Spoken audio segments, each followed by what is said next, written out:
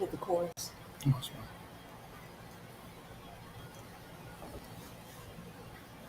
Right here.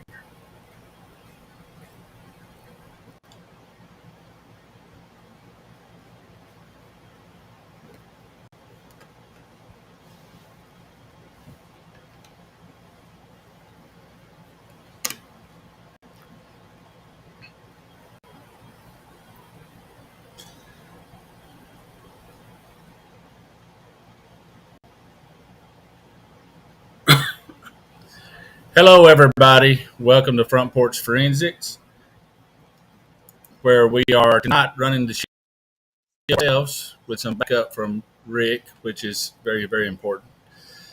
But thank you, everybody, for joining us. KLRN Radio friends and family. Like I said, welcome to Front Porch Forensics.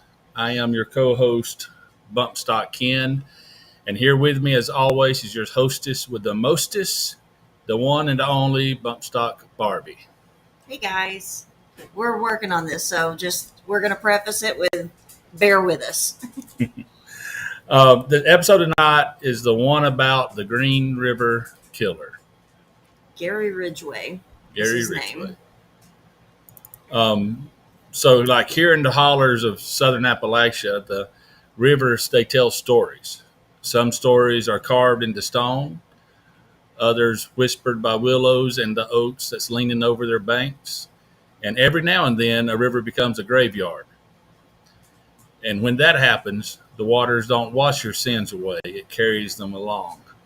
So tonight we're sitting on the porch in the dark talking about a man who turned a river into his trophy room and his personal playground. His name is Gary Leon Ridgway, the Green River Killer, America's most prolific serial murderer.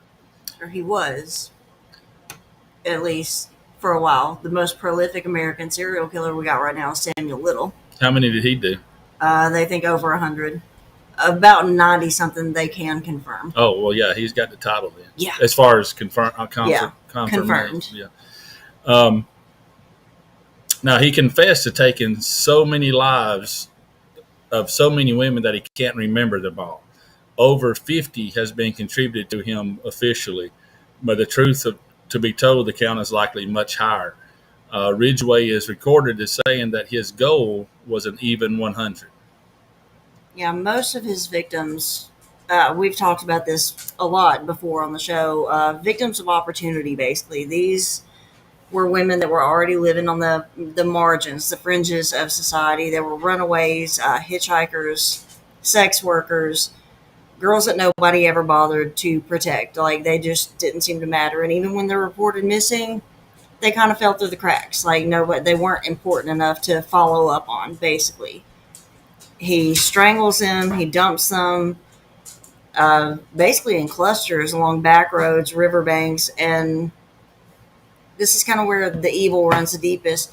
He went back to the corpses, like even days later, to violate them again. Yeah. Some monsters that and we've talked about this before. Some monsters look like monsters. They Right. wear their madness on the outside. You can look at them and see. But Gary Ridgway, he's one of those that completely ordinary to the bone. He worked at a truck plant. He went to church. He married 3 different times. His neighbor said he was polite, kept his lawn tidy. He looked about as dangerous as a damp rag, like a wet paper towel. But inside him, he was full of rot. He was in bad way. Yeah. Obviously, he killed so many that. And we do always want to give like the little disclaimer and everything that what we are going to be talking about tonight, they're rough crimes, they're sexual in nature. So we even have family that try to listen to our show sometimes, but those kind of cases, they just can't stomach it. So, if that's your thing, like just, maybe listen to something else. And that's weird to say for a podcast, but it's probably not for you. Right. What you got? I was just looking at the messages. Sorry, I got a little sideways. Again, we're trying to run this ourselves tonight a little bit. so Right. it's probably a little bit rough. Yeah, trying to keep up with everything and then not get too lost in it. Right. Is everything sounding okay? Is it too echoey or anything like that? I can pull up the chat on my phone. I'll do that.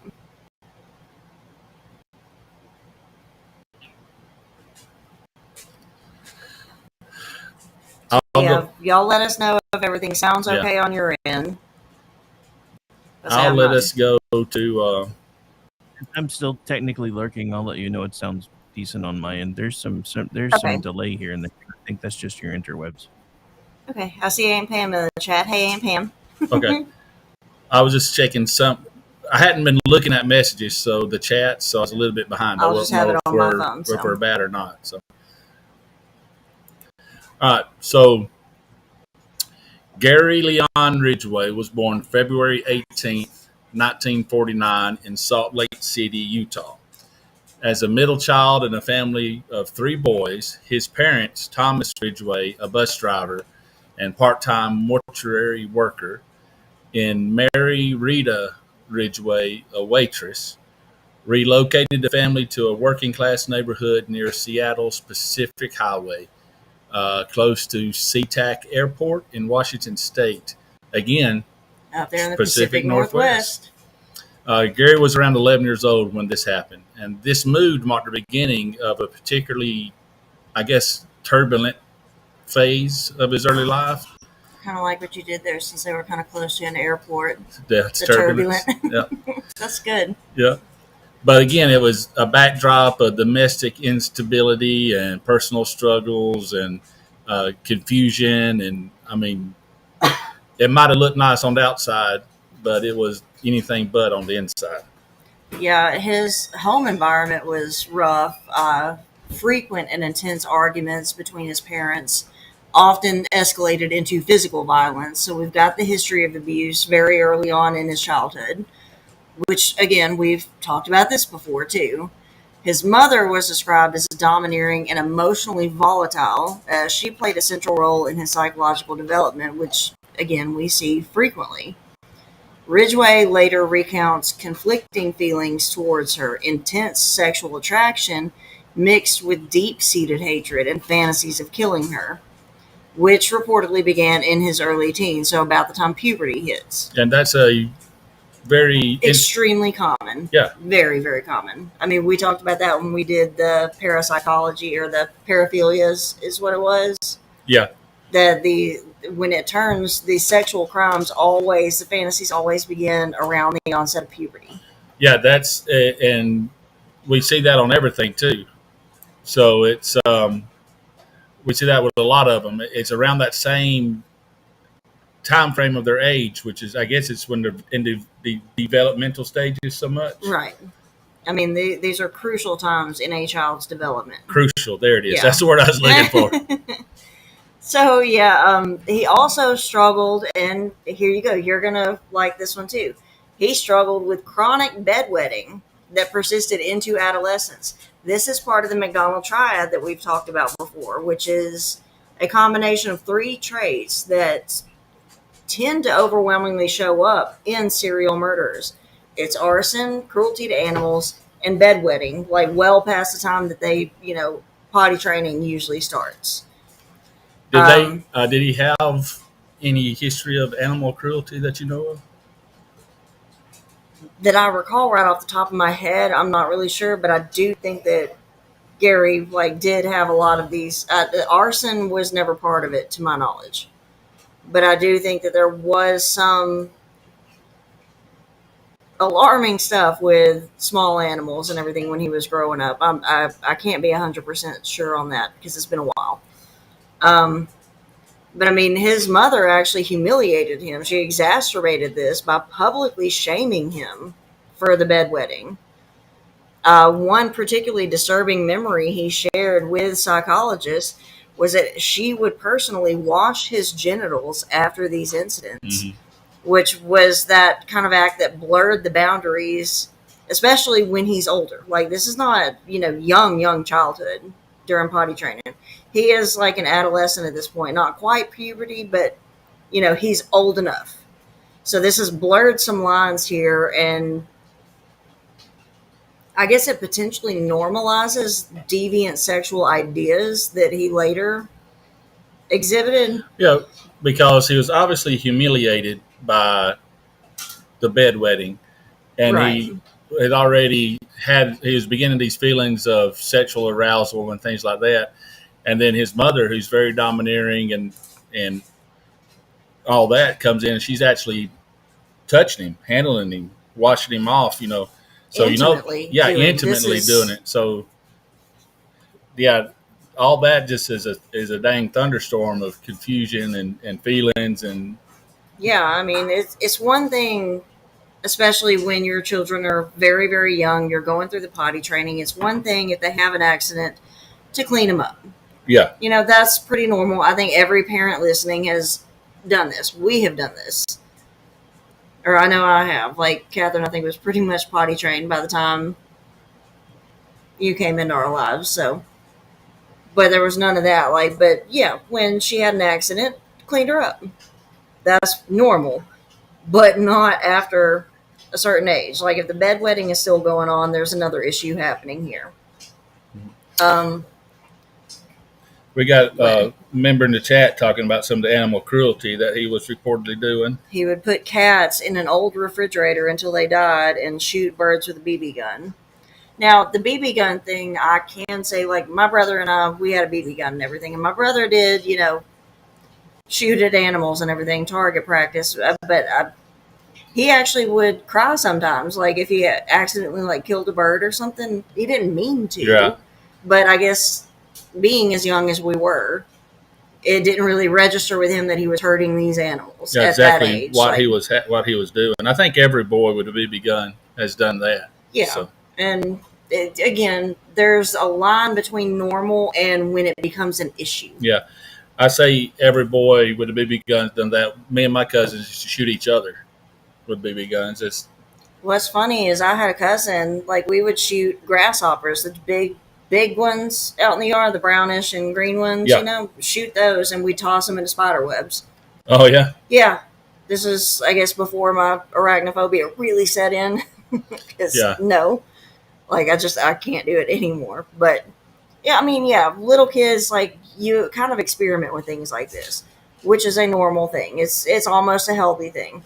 It's when it escalates that it starts to become a problem. Like, in no world did, like, either my brother, myself, or any of our friends, our cousins, family members, whatever, not one of us ever thought about putting a cat into a refrigerator until it died. Right. Like, absolutely not. No way. Like, that's not normal there. And there were also, like, the feelings of not only just these conflicted feelings regarding his mother and everything. He had an older brother who was actually, like, the favored child. Yeah. It was his older brother. His name was Gregory.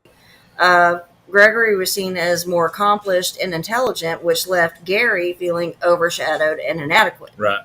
Well, I know Gary, he was very, very normal. His IQ was like 82, I think, into the low 80s or something. I'm not sure. So a little below average. If Big Brother was seen as the star and Gary already had inadequacies, if you will, so kind of touch on that a little bit too, if you will. Academically and socially, especially, Gary faced significant challenges from a very young age. Low IQ, like Daniel said, around 82. That's a below average intelligence. Like, I think the average hovers around 100 for IQ points anyway. He suffered from dyslexia, which made school a constant struggle for him. So he was a very poor student. He often felt isolated from his peers and had to repeat at least one grade twice before advancing. These issues compounded his feelings of embarrassment, humiliation, and just discomfort around other people, especially his peers. So that fostered a pattern of social withdrawal. And he attended, I don't know how to pronounce this, Tye High School, Tye. That's Ty. I think it's just Ty, maybe. Ty High School in SeaTac, Washington, where he remained pretty much unremarkable and, still tried to fit in all the time, but like basically nobody you would have ever, I guess, remembered. Yeah, he was just kind of the one in the shadows. Nobody really paid attention to him. And there's so many kids that fall into that right now, and it's hard to imagine that kids that are just in the middle can be. I mean, these are the kids that we always see. Like they kind of fall through the cracks a little bit. Like I said, unremarkable. Like the teachers don't really notice them; they kind of fade into the background. So I don't know what you're looking at. I'm working. Like you're moving all sorts of stuff. Show them straight. It was there and then it went away. So click it again. I say, guys, we're still learning. So there you go. Now you guys. Okay, it's back. Got it. Hey, while we're doing this, are we sounding echoey? Is it sounding okay? Sounding good on my end. I haven't actually clicked on any of the audio stuff yet, but I will in a second. Okay, yeah, okay. Just kind of monitor, Rick. I'm really paranoid about what's going on. So if you don't mind just doing that, that'd be awesome.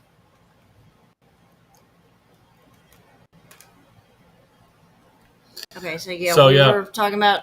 Yeah, I'm sorry. That's my fault. I was in the background. I'm still trying to learn, so I threw her off track. We was talking about him being in Ty High School in SeaTac, Washington. Very, very in the shadows. You used the word unremarkable, and I think I said forgettable. But he kind of fell through the cracks school wise. He's one of those. What I guess, kind of. Yeah. But all that's going to change as he gets a little bit older. Yeah, there is a pivotal moment. There was an event that occurred during his early teen years, specifically age 16, which was around 1965. Gary lures a 6-year-old boy into the woods and stabs him in the chest, which pierced his ribs and liver in what he later described as just an experiment to see, quote, what it would be like to kill someone. He was just curious. And this is a 16-year-old boy who has now lured a child into the woods. A 6-year-old boy. That's a first grader, just to put that into perspective. Now, the boy does survive this attack, but Ridgway reportedly walked away laughing after this. And this incident was his first known act of violence. And it honestly does foreshadow the brutality that later defines his life that we're going to get into tonight, and was linked by psychologists to his unresolved anger towards his mother. So I think that almost like Ed Kemper. Ed Kemper's, the co-ed killer, his victims and everything were a replacement for his mother. They were a substitute for that. And I think that that's kind of what this little boy was he just wanted to see what it felt like, is what he says. And that's alarming because I think that, maybe he did want to kill his mother, but didn't know if he could go through with it just yet. So this was like his test subject, which is scary. Again, we're talking about a 6-year-old child. Yeah, like you said, it's a test subject, just to see if he could. Because like I said, I know it's reported that the boy lives. Yeah, it's a non-fatal stabbing. Yeah, but he never gets charged with it or anything. He gets completely scot-free away with that. He's 16 years old at the time. Yeah. So, there probably was some kind of punishment, but not like any kind of prison time. Yeah, I didn't see anything about in juvie or nothing. So. Yeah. But, that, and it was reported that once he done it, he laughed about it. He actually was laughing because it felt good to him. He knew that, I like this. And again, that should have been like the psychologist and everything that he dealt with at this time. That should have been like red flag. Yeah. Like huge, huge red flag. If you can laugh about stabbing a child, there is something deeply, deeply wrong. If it'd been one thing if he stabbed and had that moment of what in the world am I doing? and or felt some kind of remorse afterwards, like, oh, this is real now, like I've actually hurt this child. right. But there no, was none of that. No, he thought it was funny, basically. he got what he wanted and laughed about it and walked away. So Well, he didn't get what he wanted because he said he wanted to see what it was like to kill someone, and it was a non-fatal stabbing, so he didn't actually get to see what it like to kill someone. that's true. But okay, Fast graduates from high school in 1969 at an unusually late age of 20. Because remember, I mentioned that he failed at least one grade twice before being passed along. After he graduates, he briefly attended community college, and then he enlists in the U.S. Navy. So overall, Gary's childhood and his early teens are characterized by family dysfunction, abuse, academic failure, emerging violent impulses, to say the least, factors that experts have always cited as contributing to his later crimes. And other killers that we have talked about before and will talk about in the future, we see this pattern time and time again, over and over. These details emerge primarily from his own confessions during his 2003 trial and his interviews with forensic psychologists. So it's basically a classic serial killer cocktail. You got the domineering, overbearing mother. Mm-hmm. You got sexual repression. Well, and sexual confusion too, given his mother's behavior. That's what I was about to add. Yeah. You put in the mom in there too. It's not just repression; it's confusion and all that too. The repression probably comes in because like he's having these feelings about his mother, but it's his mother, and even he knows that's wrong. Exactly. And then, of course, now we know about the cruelty to animals. That's added in there now. So basically, him stabbing that 6-year-old kid when he was 15 or 16, luring him into the woods, putting a knife in his chest like that, and then he walked away laughing because he was feeling, powerful, that it was his first taste of control. He didn't he didn't kill him, so he didn't get that satisfaction, but he knew that he could. Right. He knew that he could actually put that knife into another human being. So, I mean, that right there was a seed. And, seeds don't just stay seeds. They actually grow into something much more. Right. We have, again, this is a pattern that y'all probably see in each of our episodes. Like, the fantasies always escalate. Yep. Like, he was not freaked out by this first stabbing, even if it was non-fatal. It just let him know that he was capable of doing it, and he enjoyed doing it. It just proved that it was possible and that he could get away with it. So let's recap, kind of get into it now, because it's going to get long here in a minute when you go. Yeah, we're going to try to get through this because we do have another show coming on after us. So we're going to try to wrap this up on time. So again, it's the early 80s. Seattle, Washington, again, Pacific Northwest. Your Aunt Pam has a good word for this. Euphoric. Yeah, that's euphoric. Absolutely right. That's exactly what he found. Yeah, he was euphoric about it. Another one of those $10 words. So anyway, so Ridgway, he starts prowling now. This is like early 80s, 83, I think, So he's starting prowling. He's picking up prostitutes, hitchhikers, runaways. He picks them up in his pickup. He promises them a little cash or whatever. But instead of that, he actually delivers death. That's the only thing they got from it.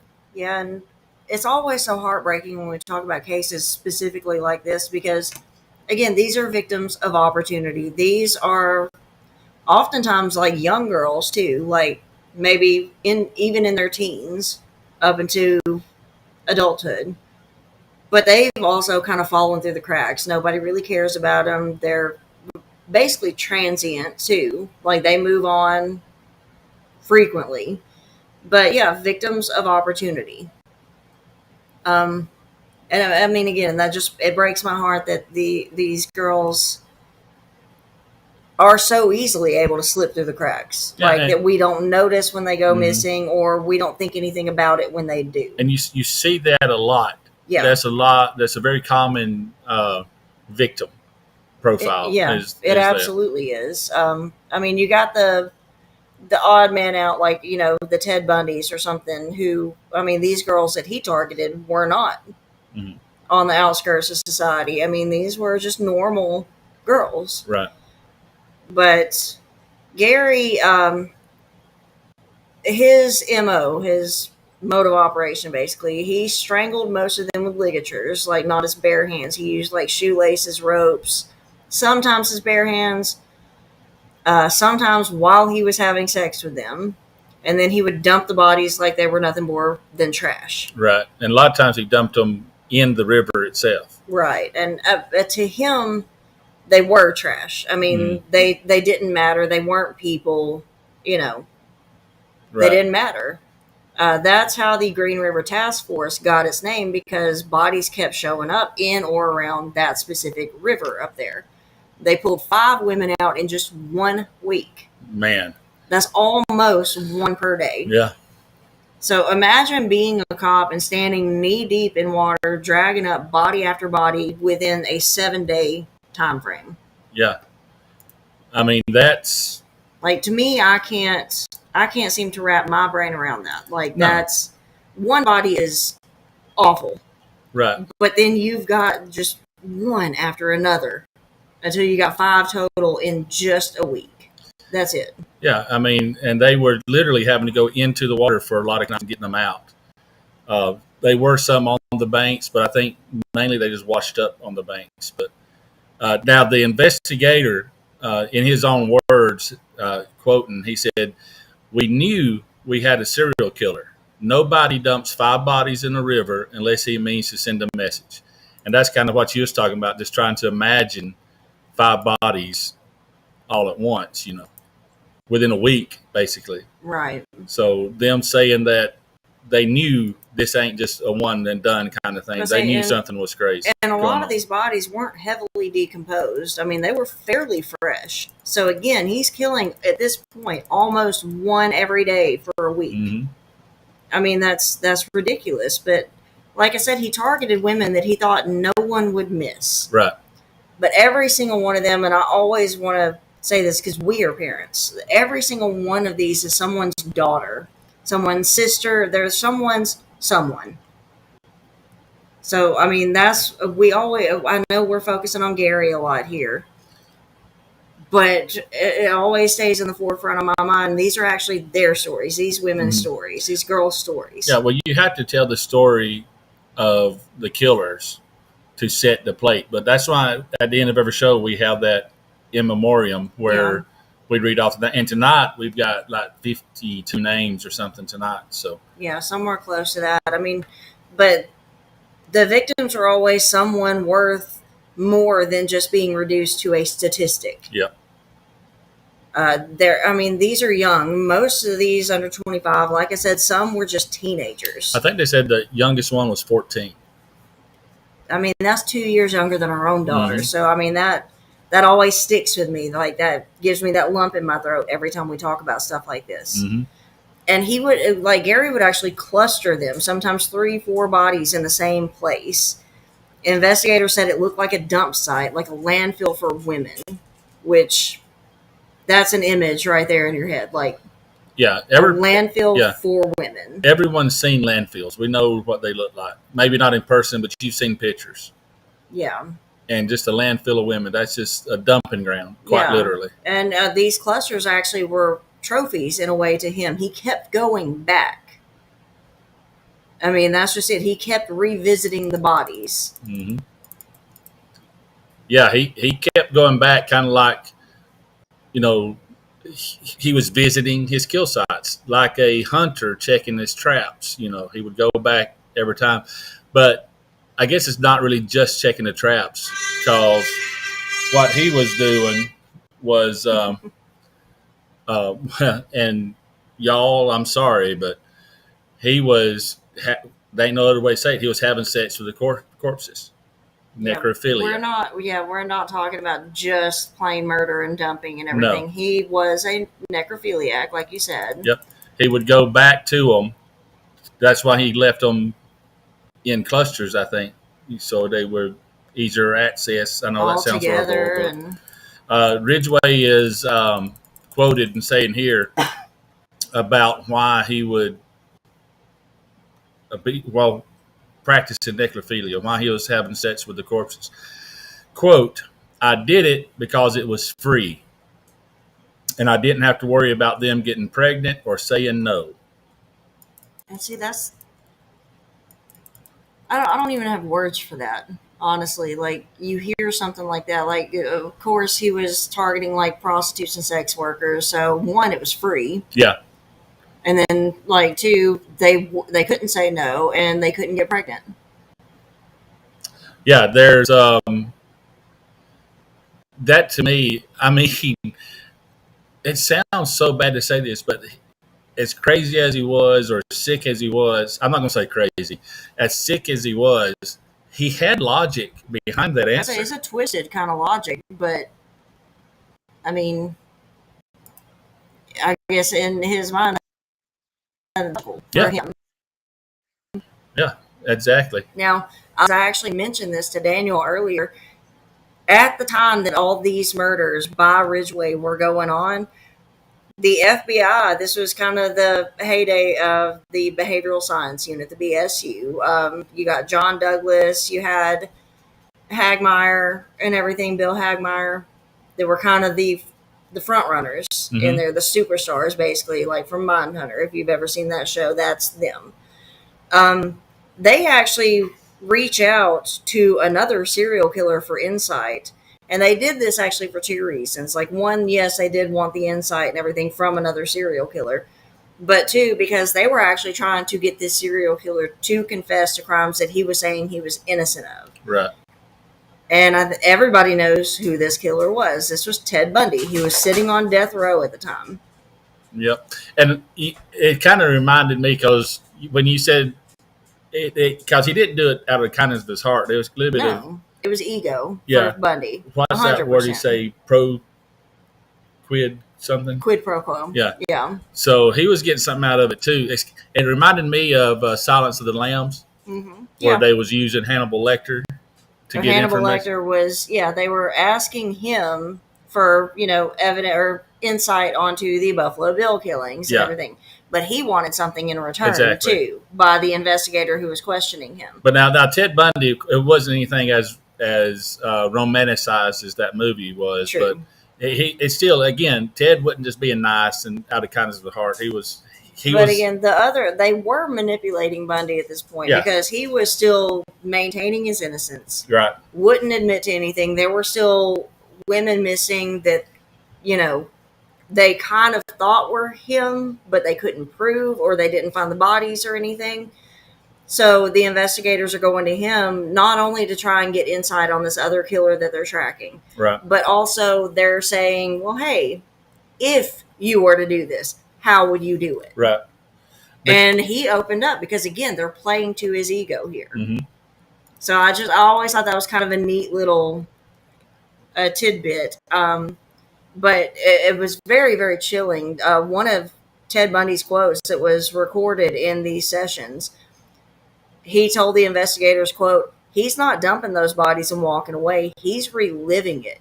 If you want him, watch the graves. Bundy knew that this man, unknown at this time, was going to revisit the dumping grounds. He was going to revisit the bodies. Mm-hmm. Ted Bundy knew this. Yeah, he even told them to stake out the dump site so they wanted to catch him. Yeah, that was how you were going to catch him. Like, have somebody have some way to monitor those sites. Mm-hmm. That's how you were going to find him. Now, and I mean, you say whatever you want to, but damn it, Bundy was right on that, because Ridgway was 100% going back.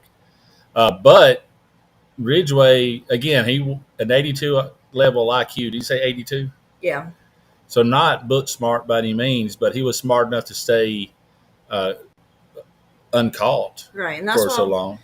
That's why we can't say that he was insane, because insane is actually a clinical term, and it means that somebody cannot tell right from wrong, and they think that what they're doing is not wrong. Right. But the fact that he went to great lengths to conceal the crimes and, hide himself and protect himself. No, he knew exactly what he was doing. Oh, yeah. I would say he was, like wily like a fox, but I don't want to say that about a fox. I was But say that's kind of mean to foxes. so basically, he was just kind of slippery. He knew how to slip away and I think it's a cleverness. Yeah. I always say that clever. evil. That's good. I always say that evil may not always be smart, but it's clever. Right. And again, like I said, Ridgway was hiding in plain. Unassuming. Yeah, he was hiding in plain sight. I say he was married 3 different times. He went to work every day. He blended into suburbia where he lived, just like any other neighbor. But he wasn't as invisible to the police as we're coming across. Yeah. Now, again, 1983 Seattle, the police knew they had a predator out there. They knew that someone was targeting, especially these women of the night and things like that. So they wound up forming the Green River Task Force because they had hundreds of leads. They had piles of evidence that they could not get to stick for no reason. They was getting extremely frustrated, and that's when they went to Ted Bundy eventually, because they knew they had a monster out there, and they was trying to catch him. And that Bundy was a monster himself. So what better way to understand a monster than to talk to a monster? Exactly. Someone who gets it, who has done it, who has been there. Yep. And like I said, Gary Ridgway was on the police's radar, and I'm going to run through a few things. A little bit of a timeline here. So 1983, Gary Ridgway first became a suspect in the springtime after a witness saw a victim get into a truck that was connected to him. I'm assuming that was probably him picking up a prostitute and someone else. That's what I was telling you. Like when we were running errands today, I was like, this is how they really kind of honed in on him. They knew what kind of vehicle to look for. Yep. So the police go to his home, and they don't take him in. They go to his home and they question him there. But he denied, knowing the victim. He played dumb, no idea what was going on. But during the encounter, the police later kind of talked about it, that he deliberately stood up against the fence, like propped up, talking to him, so he could hide the scratches that was on his arm that the victim left. There were marks and everything. These women tried to defend themselves as best they could. So now we're in you said 1983. 83, yeah. We're in 1984 now. Ridgway voluntarily spoke with detectives, and he agreed to take a polygraph test. He passed the test due to his calm demeanor, normal appearance, and detectives moved on to other leads. But I want to do a whole episode on polygraph tests, and there's a reason why they're not admissible in court anymore. Because, yes, I have seen videos of killers being completely calm, cool, and collected, and we know what they did, but they still passed that test. Yeah, there's even videos and articles and stuff written about how to fool those tests. Now, it's an entirely different thing. Like, y'all know me, I have really severe anxiety. I would probably, it would show up that I was lying when they asked me if my name was Laura. I would be freaking out and everything, just being hooked up to this machine. They'd be like, is your name really Laura, though? Right. I would fail it just on that alone. Yeah. Yeah. And I've done nothing. Now, like I said, he voluntarily went in to do this. I wonder if he kind of knew that he could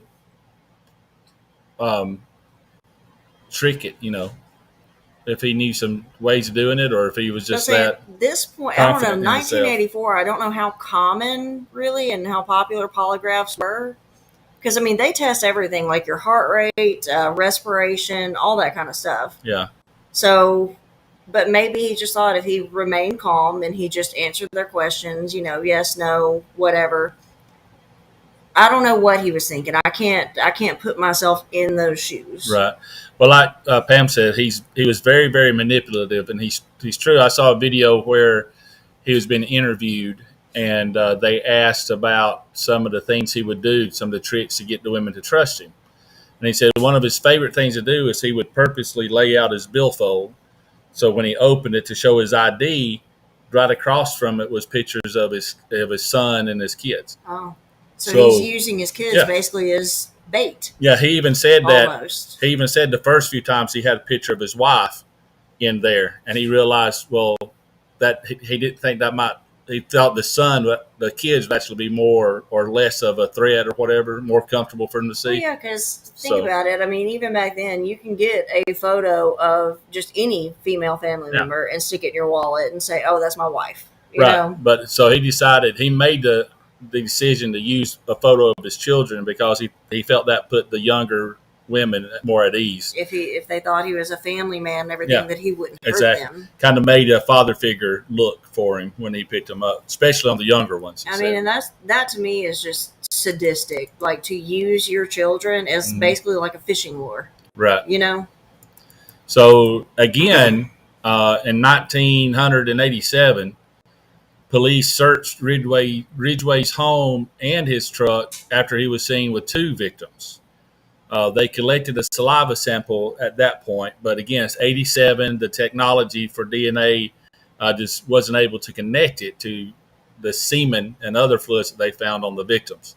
I mean, keep in mind, 1987s, that's the year I was born. Right. So in 87, they did at least DNA was coming along that they did take a swab. But it took years at this point to ever get results back. And if you want to talk about that, actually, again, you said that was in 87. It wasn't until 2001 when the case was broken open, again, with advances for the DNA technology, that allowed a forensic scientist to match that saliva sample from 1987 to the DNA that was found on the victims. So, yeah, it took 14 years. Yeah. And that, like I said, that took those 14 years.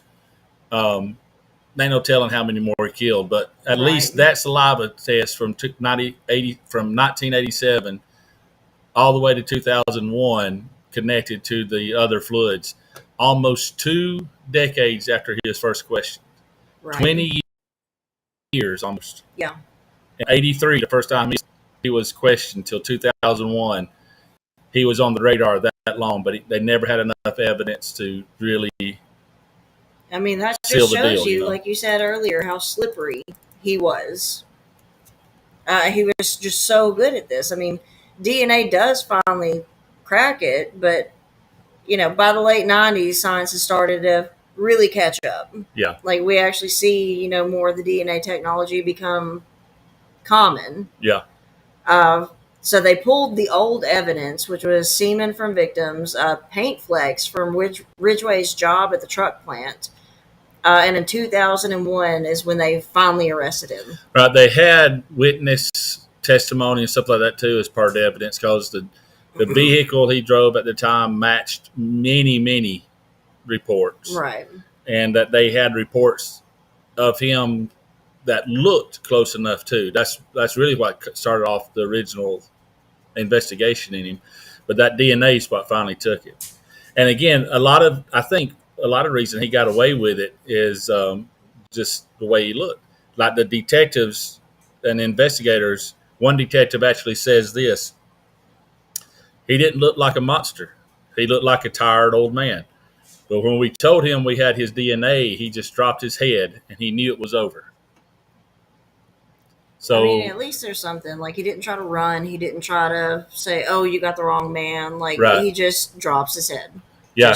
Okay, you got me. And at that point, he knew he was caught. So that's when he started the confessions.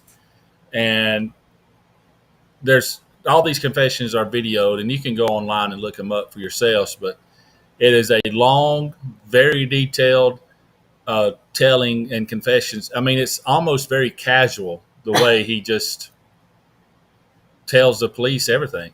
He told the detectives that he lost count on how many he killed, but that his goal was an even 100. And see, that's also another thing that kind of sticks with me, that he said he had a goal for how many to kill. And there are some other certain types of killers that also want to outdo, the big ones throughout history. Mm-hmm. But, I mean, he probably is like the first one I've really heard of, like a prominent one that, said that he had a specific goal. Right. Like, not only was this a compulsion for him, like he felt like he had to do it for whatever twisted reasons, like it was just that was in him. Right. But the fact that he was like, okay, well, if I'm going to do this, let's see if I can make 100. Right. He said that in his first confession, one of the quotes is, "I killed so many women, I have a hard time keeping them straight. I wanted to kill as many as I could," and he did. I mean, as many as he possibly could, yeah. And again, he's not killing for rage, which is kind of unnerving. Bundy had his moments of rage. Kemper was very angry with his mother, so that's why he killed. Jeffrey Dahmer was lonely, and boyfriends and everything kept leaving him. His family kept leaving him, and all that. There was an element of anger and rage there with him too. Gacy definitely was rage, but I mean, this is not thrill killing or anything. He was just killing for convenience. He said that prostitutes were easy. Yeah. I mean, he even says it himself, quote, "I picked prostitutes because I thought I could kill as many as I wanted without getting caught." And there it is. That's why he targeted them. Again, victims of opportunity. Yeah. And that's, like I said, that's not madness. He's not crazy. That's actual cold calculation. Yeah, that's premeditated. That is cold-blooded. Yeah, and it tells us something that we've mentioned before, and we'll say it again, I'm sure, that it's something very ugly about how society values or doesn't value certain lives.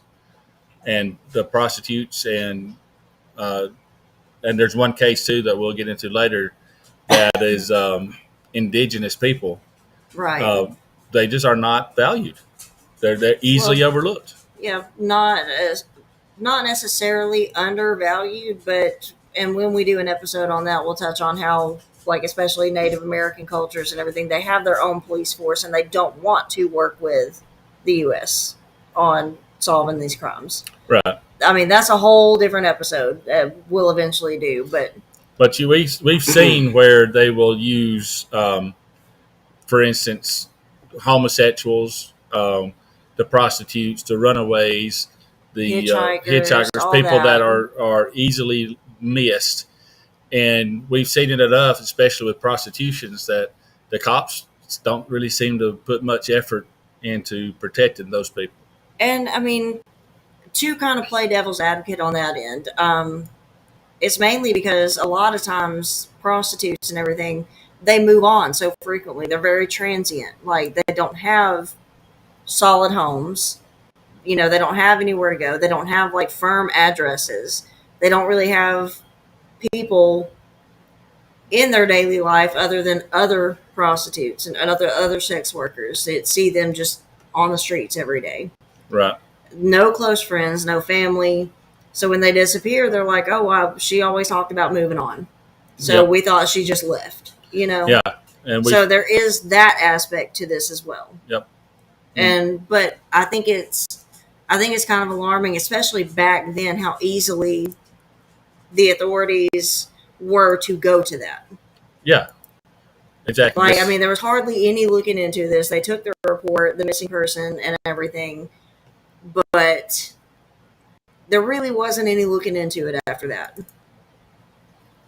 No, he and again, I think that's why they go after people like that, because they know they'll fall through the cracks. Like I keep saying, victims of opportunity is what they're called, because it's always been known that they're the easier targets. Well, Ridgway, he struck a plea deal in 2003. Remember, he was arrested in 2001 and started telling his tale. He pled guilty to 48 counts to avoid the death penalty. He gave names, maps, locations. He worked with the police. He was very, very open. He was able to close all those open cases on at least 48. And in exchange for that, he got life multiple times over in prison. But he avoided the death penalty. Yeah, basically he chose to rot in prison than die. Yeah, and hopefully he's just rotting.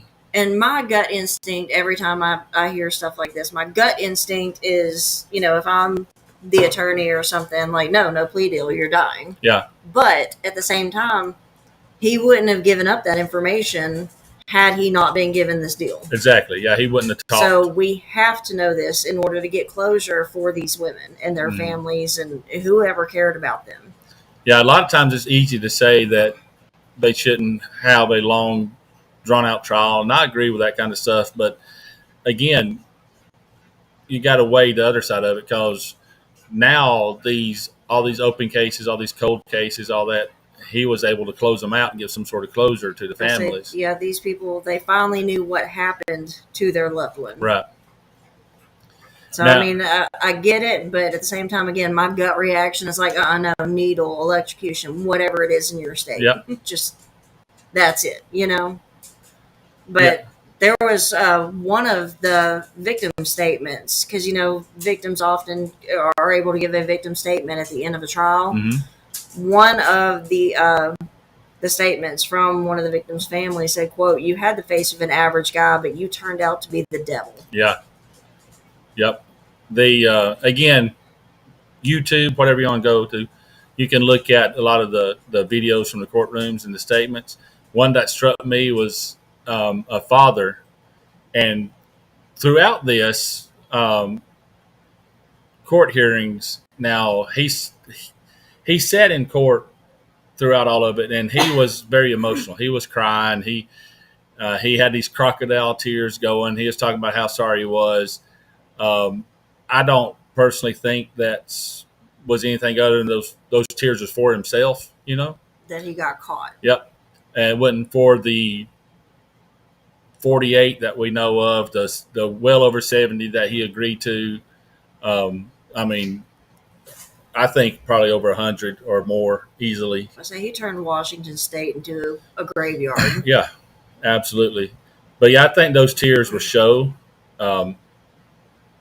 But it is what it is. But anyways, at one point during the trial, he was listening to the families, to their statements, because they had the opportunity to get up and talk. And a father got up and spoke to him, a big man, big white beard and everything. And kind of like you? Yeah, a little bit. And he actually told him that that through the power of Christ that he forgives him. And when he said that, Ridgway actually breaks down pretty hard. So I think he did feel emotional on that one. Maybe. I don't know. I mean, I would like to think so, but there was another one. I can't remember which case it was. We were talking about victim statements and everything, and another family said about the same thing. And I was like, I admire that so much, because I don't think that I would have that in me to be able to sit there and look that person dead in the face after they murdered my child and say, I forgive you. I just don't know that I have it in me. I know I'm supposed to, but I don't know. I just don't think I can do that. No, I would like to think I could, but I never want to be in that. Yeah. I mean, I don't ever have to try. We're never in that situation. But like this picture I got on the screen now, look at his lawyer's face right there. He's got his just head down. Face palm. Yeah. So I know he has a right to a defense, lawyer, yeah. to a defense, but you can tell that poor man, he does not want to be there. Yeah. I don't know. I mean, I've always said if I ever could be a lawyer and everything, it would have to be like a prosecuting attorney or something. Yeah. Because if that kind of came across my desk, I'd be like, there's no way I can actually do this and do it right. Yeah, I agree. I don't know. Like, especially given the confessions, this man is guilty. I don't, especially given the ages of some of his victims. Yeah. Because child victims, to me, are the worst of the worst. Oh, for sure. Because it's that extra layer of innocence, I mean, y'all have heard me sometimes during the in memoriam, like, choking up and everything, especially when we're talking about kids. Yep. I can't do it. Well, there's been several times you'll pass it over to me to read through some of the stuff or to take the lead especially when it comes to kids like that. So yeah, I mean, his lawyer's face just in that photo is it speaks volumes. Yeah, I mean, I'll just put it back up there real quick. But yeah, you can tell Ridgway may not feel that much remorse, but the lawyer right there beside him he's just done. He's just hurt right there. But I had some other pictures that showed Ridgway crying, these big crocodile tears, but I decided not to share them because, again, I don't believe he was sincere with that kind of stuff. So I don't think that he really ever felt any kind of remorse. Nah, so I'm not going to give him that. But so he will die behind bars. There's no way to get. There's no parole offered, like nothing. Like we said, he's going to rot behind bars. We have to delay because we're going real fast, so we got to talk shit. So he now the scars he left are generational. They're going to last forever, basically. Families will never be whole again. These investigators and apparently that lawyer, they're going to be haunted by this kind of stuff. This city's up there knows that river. That's not a place to go swimming and go fishing and relaxing anymore. That river is tainted now. I mean, can you imagine that? Like going to hang out at this river. It's a big river. Yeah. Like going to hang out or going to fish there or something, and like you see a body. Mm-hmm. That's traumatic as hell. And apparently piles because he would dump them like in the same spots. Like he would go back to the same spot where he dumped one body, dump another one, and then go back again and dump a third one, and so on. Well, you had to know that they were pretty secluded and hidden places because they would be found too soon if he didn't. Right. So yeah, he was actively trying to hide this as long as he could. He knew the bodies would be discovered in the river because, I mean, that's just logical. Eventually, yeah. Yeah, he may have been low IQ and everything, but he's not stupid here. And the fact that he would go back, and we already talked about why he would go back to have sex with them, but we all know what water does to a body. Water doesn't preserve dead bodies. They deteriorate very, very, very quickly. Right. And usually it's the gases inside the body. Like once decomposition starts and everything, the body does bloat. Yes. And the gases inside the body are what makes it float. Usually that's why police and everything call them floaters. As crude as it is, but that's what it does. Yeah, the water deteriorates, so the speeds up the process, and it's not a pretty sight at all. It's you know how your fingers get wrinkly when you're in the water for too long? The pruning, Well, the whole body does that to an extent.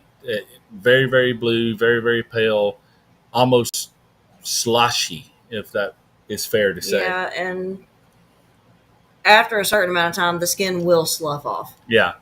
So him going back, again, that just adds a whole nother layer of depravity and sickness to me. Yeah, I mean, I don't know how soon he went back to each of those bodies that he revisited. Hopefully it was not too late because, again, otherwise, like, we're talking beyond sicker than what we already know about him. Maybe that's why he killed so many, is to keep a fresh supply. I know that sounds extremely crude, but... Yeah, I don't even try to put myself in that kind of mindset. I can't. My brain doesn't go there. No, because we're normal. We don't. Well, I mean, as normal as I can be anyway. Right. Definitely nothing on this level. Lord, no. I mean... But this goes to show you that you have to be alert and pay attention because evil, again, hides in plain sight. It smiles at neighbors. It shakes hands at church. It drives a pickup truck to work. Look at the killers in history we've seen this done with. The Ted Bundys, the John Wayne Gacy's. I wouldn't put Dahmer in there because people did think he was a little bit weird and all that kind of stuff. Gacy, Bundy, like pillars of their communities. Yeah. Even BTK, Yeah. Like Exactly. he was a deacon in his church, and that's actually how he got caught. But the most prolific ones and the infamous ones, the names everybody knows, are these people that look normal. They fit into society. yeah, they don't have like the hunchback. You don't look at them and think that's a monster right there. No, like we said earlier, Disney movies actually get the story twisted a little bit because You see the bad guy. Well, look at Gaston. Let's take Beauty and the Beast. Gaston was the pretty boy. now that actually does fit, and so is that one the does. Hunchback of Notre Dame. That one Right. actually fits, but the older ones, it was very easy to see the witch. Oh yeah. Versus the pretty she princess. looked like the old crone, the hag, and Yeah. everything. The warts, all this kind of stuff. Like Mhm. you look for ugliness on the outside to determine and detect ugliness on the inside too, and it just doesn't work that way in reality. No, and it doesn't work here either because, like I said, he was completely normal. And the Bible, now I'm going to get a little bit Christian here. We've done it before. If It's you okay, pay they know us. attention, the Bible gives us these warnings because the devil, Lucifer, he was the most beautiful. he was a beautiful angel, and he doesn't come wearing. He's not shiny red with giant horns and a pitchfork and the pointy tail and the hooves and all that. That's Hollywood, okay. Lucifer is beautiful. He is a angel. He's I think was probably I think he was the strongest, most powerful of the angels too. Well, he was able to take a third of heaven with him when he fell, or when he was cast out. Yeah. So, he's not the scary thing, and the worst monsters here on Earth are not the scary monsters we're told to look for. Yeah, they don't look like you would think. Yeah, in this case right here, this monster wore a work shirt with his name stitched on the pocket. He had a shirt that said Gary right there, and he was the most prolific one until, what did you say, Samuel Little? Yeah.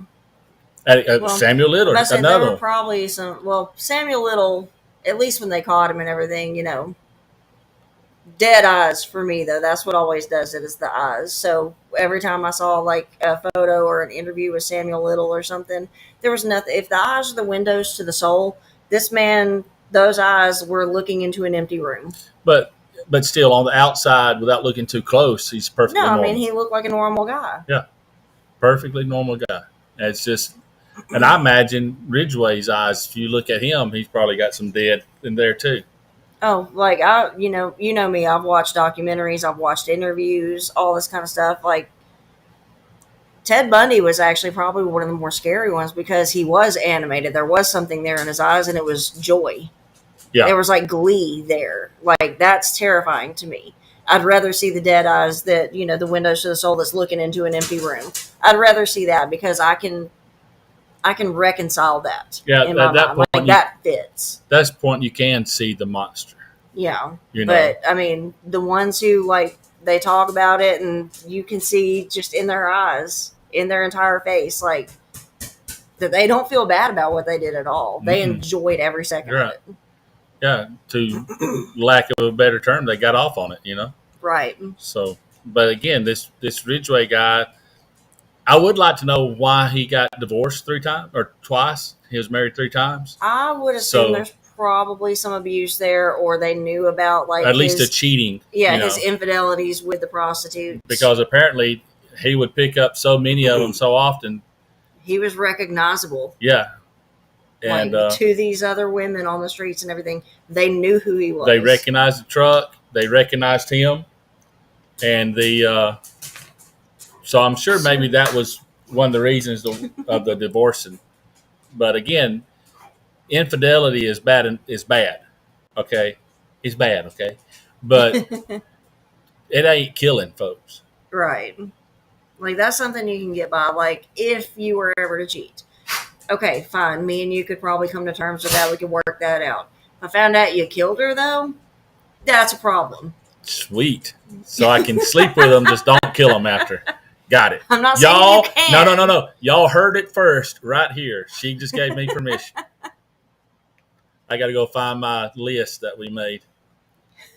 What do we call that? The hall pass list? Yeah.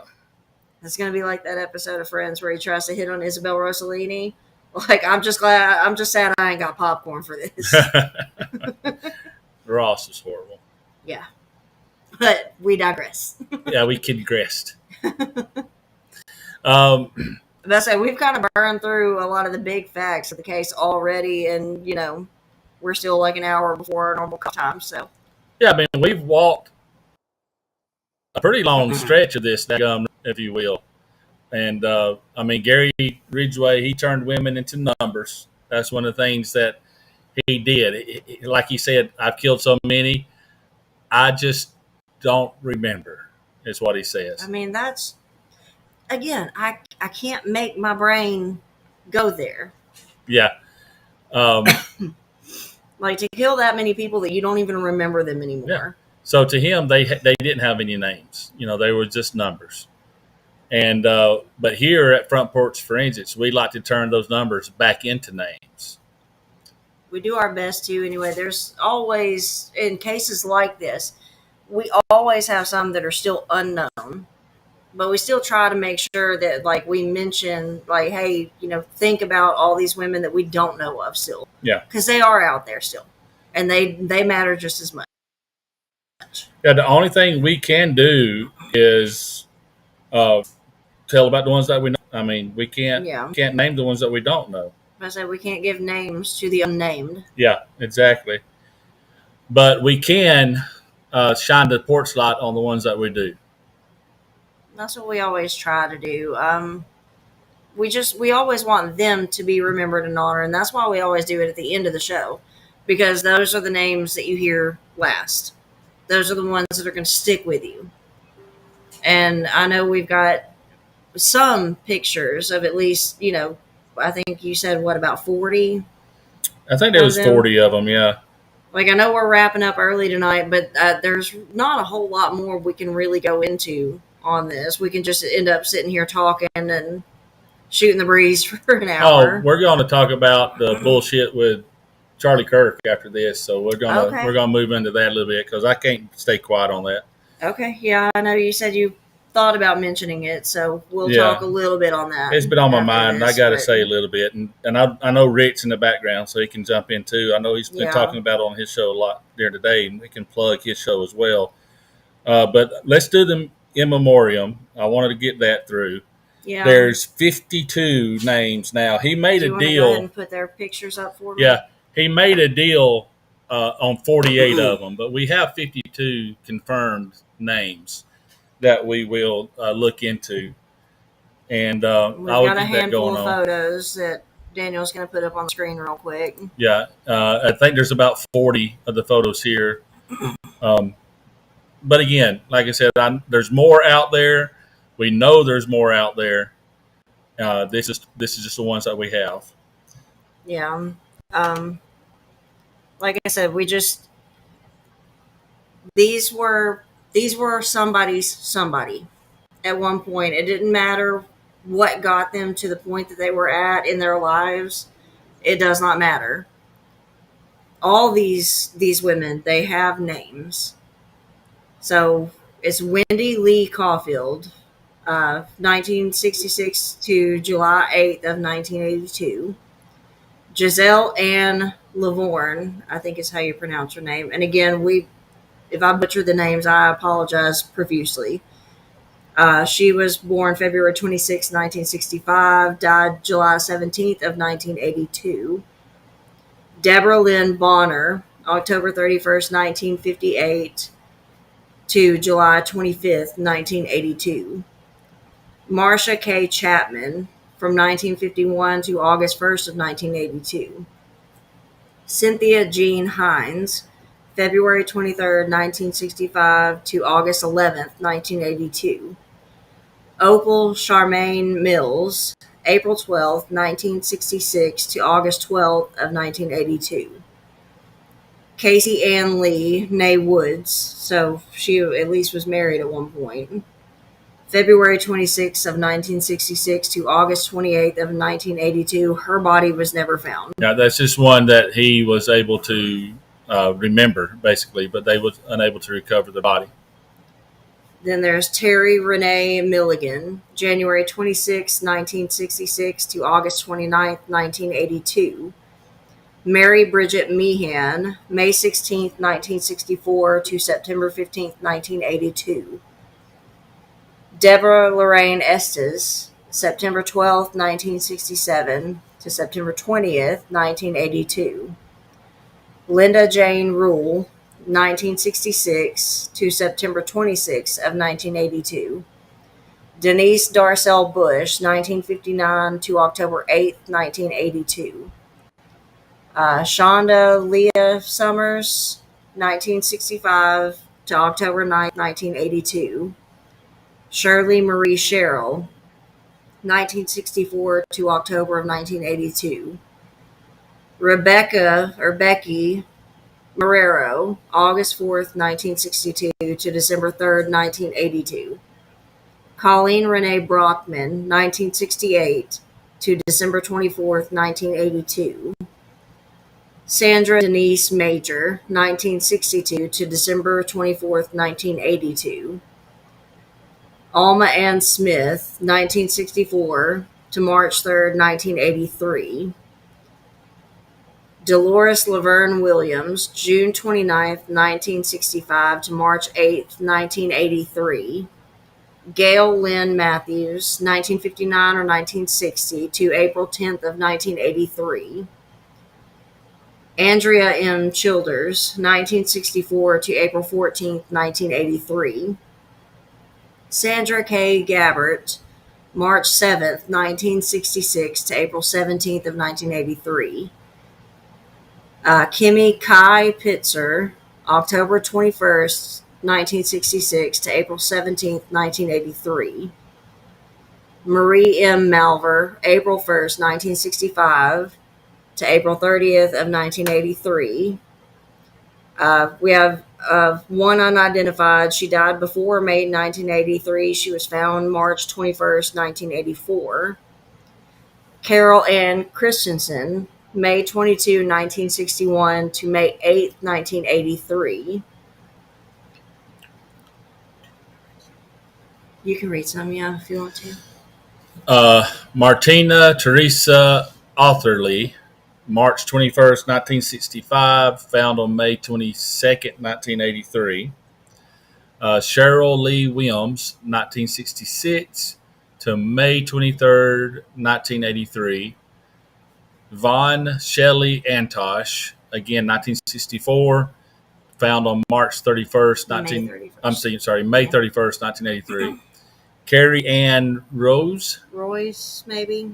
February 15th, 1968 to May 31st, 1983. Constance Elizabeth Known, June 29th to 1962 to June 8th, 1983. Kelly K. McGinnis, April 17th, 1964 to June 28th, 1983. This is another body that wasn't found. This is just one that he was able to recall and remember. But it was April 17th, 1965. What I say? 64. Oh, 65. Kelly Marie Ware, November 19th, 1960, July 19th, 1983. Tina Marie Thompson, either 1961 or 1962, and was found July 25th, 1983. April Dawn Buttram, 1966 to August 18, 1983. Debbie Mae Abernathy, 1957 to September 1st, 1983. Tracy Ann Winston, September 29th, 1963, September 2nd, 1983. Maureen Sue Feeney, October 5th, 1963 to September 28th, 1983. Mary Sue Bellow, December 22nd, 1957 to October 11th, 1983. And we have Pammy Annette Events, November 23rd, 1966 to October 26th of 1983. Patricia Ann Osborne, February 2nd, 1964 to October 28th of 1983. Her body was also never found. Delise Louise Plager, I think is her name, May 16th of 1961 to October 30th of 1983. Kimberly Kim Nelson, either 1961 or 62, found November 1st, 1983. Lisa Lorraine Yates, 1964 to December 23rd, 1983. We have another unidentified. She died between December 1980 and January of 1984. She was found January 2nd of 1986. Mary West, March 6, 1967 to February 6, 1984. Cindy Ann Smith, 1966 to March 21st, 1984. I may butcher this last name. Patricia Michelle Barzak, Yep. March 7th, 1967 to October 17th of 1986. Roberta Joseph Hayes, 1967 to February 7th of 1987. Marta Callis Reeves, 1953 to March 5th of 1990. We have another unidentified between 1973 and 1993, so that's a big jump there. Yeah. She was found August 21st of 2003. Patricia Ann Yellow Robe, January 1998 was when she was found. Yep. We have no information on her. Others, again, like we said, were not confirmed that this animal, because this is an animal, let's just say it that way. He's not human anymore at this point. He murdered, they all have names too, and we may not know them, but like we always said, they're every bit as important as the ones we all just listed off. So always just send up a little prayer for their souls, their families, anybody that they left behind. Yeah. I mean, that's a lot of those names that we were talking about, the unidentified bodies. Again, those are bodies that he could tell them where they were, but he couldn't give them much other information to kill time or all that, just a vague one. But we want them recognized as well, even though they don't have a name. God knows their name. Exactly right. So we want to make sure that those are remembered also, because they do have families out there. And that's really all the show we had, because we normally close on the in memoriam. Mm-hmm. But again, I was more preoccupied with trying to learn this thing, so I didn't keep the timing very well.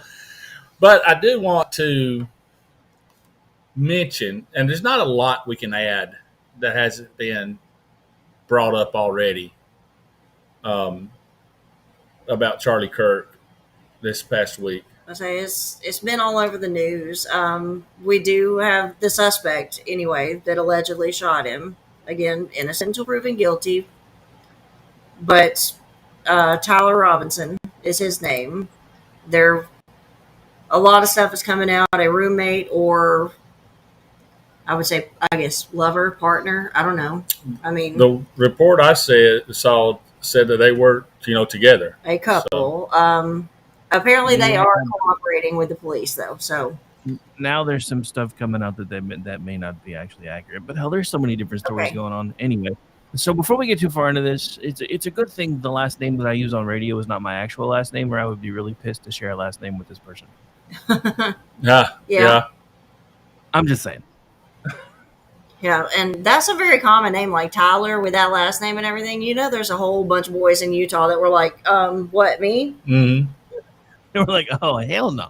But no, we had nothing to do with this. Well, I mean, and that's what happened in the beginning. Like, as soon as the name got dropped, there were, like, leftist people just, like, pulling all these profiles from people named Tyler Robinson. Oh, is this him? Is this him? Is this him? And one of the things that I find the most absolutely hilarious is and especially because the left latched onto this almost immediately. After the governor said yesterday, well, we're a big state, but we're kind of a small town, too, because everybody knows everybody. So it was only a matter of time. And it the same is so the kid that came out and anonymously and said, "Yeah, he's a friend of mine," and he kind of getting weird towards the end of high school, then retracted. Gee, I wonder why? Because somebody said, "Oh, that was you, wasn't it?" And probably got threatened. Yeah, I haven't really kept up too much with that. Like I think most of y'all know, Rick and I, we all work for Twitchy and everything, which is a Salem property. Charlie was also affiliated with Salem, so our group chat, our writers chat, and everything was chaos that day. Just trying to figure out what reports and everything that were coming out were real, what were confirmed, what was fake. And apparently that's still like the case. Everybody needs to like sit back, take a breath, because yeah, apparently people are retracting information, or I don't know. I mean, everything is still up in the air. It's pure chaos still. And Changing information now there's this whole line that's coming out that the real reason that Robinson supposedly shot Charlie Kirk was because he wasn't right wing enough, and blah blah blah blah blah. And I'm like, yeah, I mean, we all know that's complete BS. The only thing that I want to say about this, one way or the other, is I don't really care what Robinson's political affiliations were. I don't care whether he started out more conservative and then shifted towards the left or whatever the case may be. The simple fact of the matter is, when you have leaders of parties on, and trust me, it happens on both sides, because it happens with Trump. It happens with Trump supporters all the time. When somebody says, "Oh, well, I don't really think this is a good idea." Oh, well, now I really know you're not really a Trump supporter. I'm gonna harass you, and I'm gonna, dude. We need to. This stuff needs to stop on both sides. It just needs to stop. But no, the one we thing absolutely agree. So the one thing that I want to say and put it on record is I am calling for every Democratic politician in a leadership role that has been inciting violence for the last decade to step down immediately. Period. Right. Yeah, but the thing, they won't even admit that they're calling for. Yeah. You know, I would love for them to step down too, but you know, they don't have any. What is it? What's the word? Honor. They're not going to do that, because they're doubling down, saying that they're not making any kind of violent rhetoric. Well, yeah, they're all doing the Dr. Gregory House meme. Oops, we didn't really mean for that to happen. Oops. Yeah. Shut up. I'm sorry. Like, you have to know that dehumanizing your opposition for this many years, and this has been going on since he ran the first time in 2015. So we're 10 years into this now, of them calling everybody Nazis and fascists, and oh, it's okay to harm or even kill Nazis and fascists because they're not human. Like, it's exactly. Okay. Like, they're coming after all these other people. So that's what I was saying about like the last transgender shooter that we talked about, that you can't tell these already unstable people these things for this many years without them thinking that anything they do to retaliate in their minds is now self-defense. Yeah, and like you said, it's 10 years ago when it started off as like the fascists and the Nazis and all that kind of stuff. And then it started off small, saying, well, you're allowed to talk down to them. You're allowed to yell at them. You're allowed to get up into their face. And then it started moving into, well, you're allowed to punch Nazis. There was people making shirts and signs and even T-shirts saying, let's go punch a Nazi today, that kind of stuff. Just punch Nazis. And it's just been growing and growing and growing ever since then. And especially to a lot of these people who are in that camp specifically. And I say far left because we even know normal Democrats, like just in our own lives. We know these people. Yeah, a normal Democrat. Exactly. Yeah. But these are, again, I'm going to specify, this is very, very far left. This is like, and I don't even know if I could call it the fringe anymore because there's so many of them. And there's so many like actual sitting Democrats that agree with this rhetoric. Yeah, it's no longer the far. No. Yeah. But like, we're not the ones saying, we're the ones like, again, like Charlie was doing, just let's sit and have a conversation. Well, we can vehemently disagree. Like, we can have a heated debate about stuff like this. and then we can still go our separate ways. We can agree to disagree at the end of the day. Well, I know that here on the right, there's to me a kind of an alarming trend that the right is beginning to cancel people. They're starting to move to this cancel culture, and yet, for instance, the Karen at the ball game, the one that took the ball from the little boy, and the dad finally gives it back to her. I think everybody kind of might have saw that. So that came after the dude took the hat from the kid. So and then the dad winds up giving the Karen the ball and all that.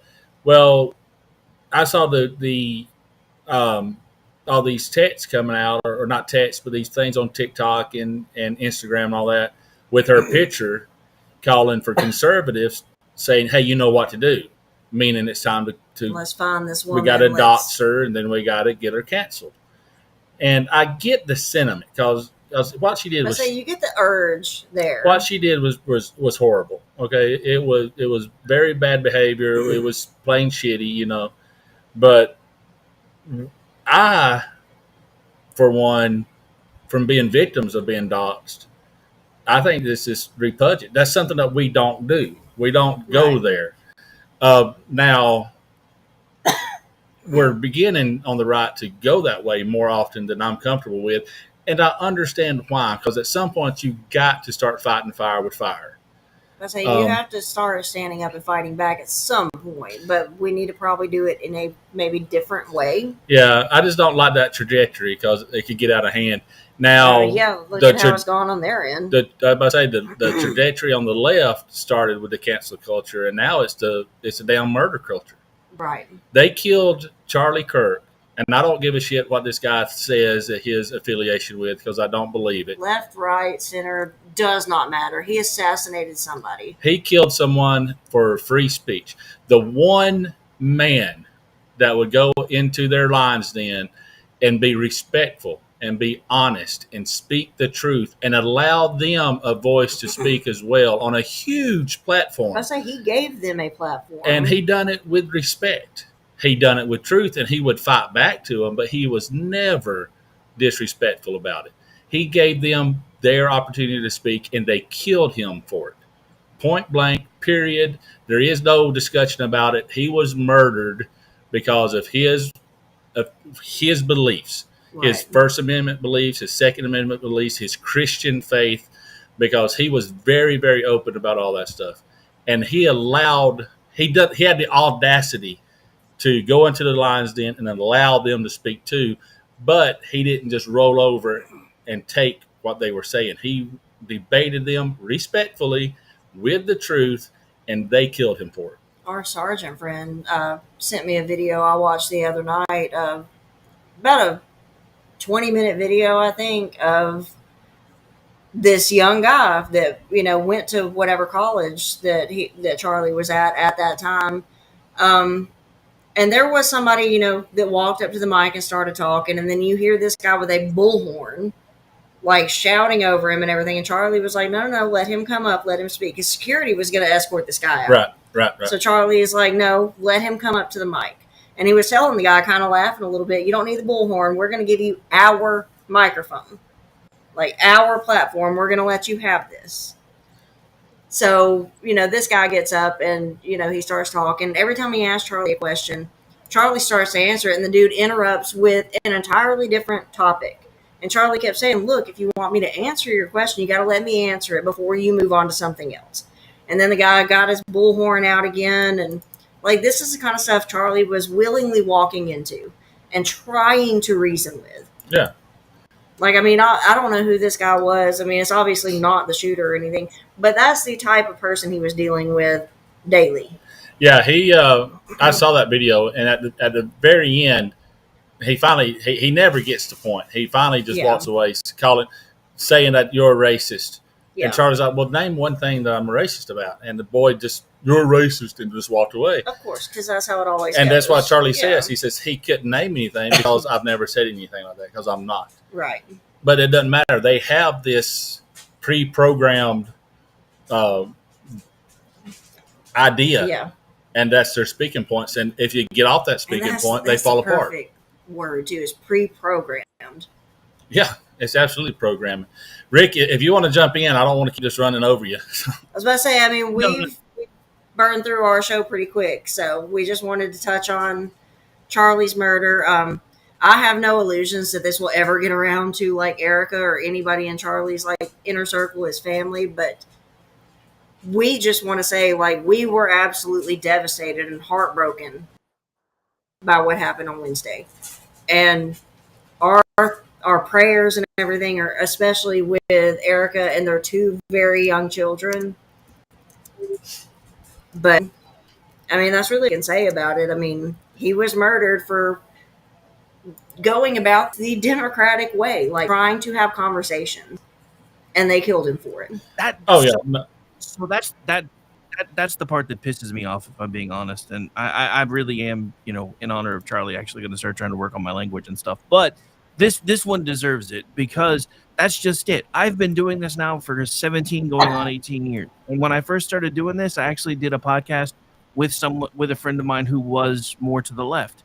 And all I kept hearing from anybody on his side was, why can't you guys just have a civil conversation? Why can't you guys just sit down and talk about stuff? Why you got to be so mad about everything all the time? Right. So we finally have somebody who was doing it, and you murdered him for it. Yeah. Yeah, Because exactly. But I think that's ultimately why. Like, because he was willing to talk, and because other people were seeing that, and they were seeing how reasonable he was in the face of this histrionic behavior, and that spoke to people. And so he was a danger to their side, I guess. Well, exactly. So I mean, and the other thing that just astounded me about all of this was it's one thing when you see online influencers that are being paid by a certain political group saying one thing or the other, but when I turn on Facebook and people that I used to work with are dancing on Charlie Kirk's grave, and I'm like, dude, we used to like go to I used to come to your house for your kids' birthdays and stuff when we worked together. Yeah. So I actually reached out to one. I'm like, what the heck? What's this? Why are you celebrating the fact that this guy's dead? Well, did you not see some of the things that he said? And I'm like, did you not realize that most of what you're getting is probably being curated from a leftist site and taken completely out of context? Uh-huh. Because that's exactly what's happening. And he said, well, whatever. And I said, so what? Am I next? Well, no, you're one of the good ones. So my question to them was, what the hell does that even mean? What was I But like they your little? went- Was I like your when little? do we Pocket, become one of the bad ones? so was I like your pocket Christian, so you could check off some diversity box, or what the hell? Right. And they're just like, well, what I mean is you're not like him. I said, well, I might not have been before September 10th, but I damn sure will be from now on. Exactly. The like you said, he was. You're one of the good ones. Is what they said about you. How was Charlie not the best of us? What he was Right. willing to do and reach across the aisle, so to speak, and Like, put himself in harm's way for what he believed in. yeah, he wasn't just one of the good ones. He was the good one. Yeah. Yeah, they created a million more Charlies, if not more. And I think that's going to be a great thing for this country. Whether anybody wants to admit it or not, Charlie Kirk was the best of us. I mean, BZ and I have both, dodged death more times than I could count. And both of us are looking at each other going, why the hell are we still here and he's not?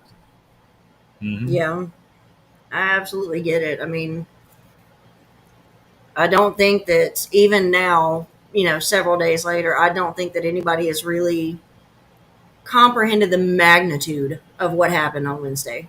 No. I think that is going to, like, quote one of my favorite movies, that is going to echo in eternity.